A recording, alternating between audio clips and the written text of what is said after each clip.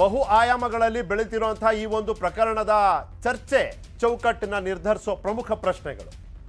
ಮಾಡಾಳ್ ಬಂಧನಕ್ಕಿಂತಲೂ ಬಂಧನ ವಿಳಂಬವೇ ಸರ್ಕಾರಕ್ಕೆ ಮುಜುಗರದ ಜೊತೆಗೆ ಸವಾಲ್ ತಂದಿಟ್ಟಿದ್ಯಾ?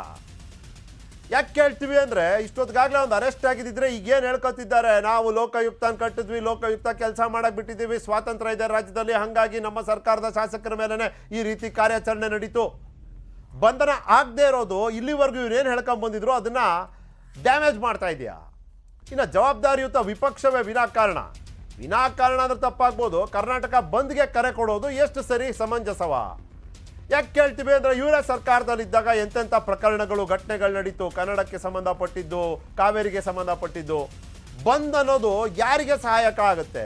ಒಂದು ರಾಜಕೀಯ ಪಕ್ಷಕ್ಕೆ ಸಂದೇಶವನ್ನ ಕೊಡೋದಕ್ಕೆ ಸಹಾಯಕ ಆಗುತ್ತೆ ಅನ್ನೋದು ಬಿಟ್ರೆ ಸಾಮಾನ್ಯ ಜನರಿಗೆ ಯಾವ ರೀತಿಯ ಸಹಾಯಕ ಒಂದು ಬಂದ್? ಇನ್ನು ಮಾಡಾಳ್ರನ್ನ ಪಕ್ಷದಿಂದ ಉಚ್ಚಾಟನೆ ಮಾಡೋದ್ರಿಂದ ಸರ್ಕಾರ ಮತ್ತು ಪಕ್ಷ ಎದುರಿಸಬೇಕಾಗುವ ಪರಿಸ್ಥಿತಿಗಳೆಂಥದ್ದು ಅಷ್ಟು ಸುಲಭ ಇಲ್ಲ ಅಂತೀನಿ. ಡೆಲ್ಲಿನಲ್ಲಿ ಕೂತವ್ರಿಗೆ ಶಿಫಾರಸ್ ಮಾಡೋದು, ಆದೇಶ ಹೊರಡಿಸೋದು ಬಹಳ ಸುಲಭ.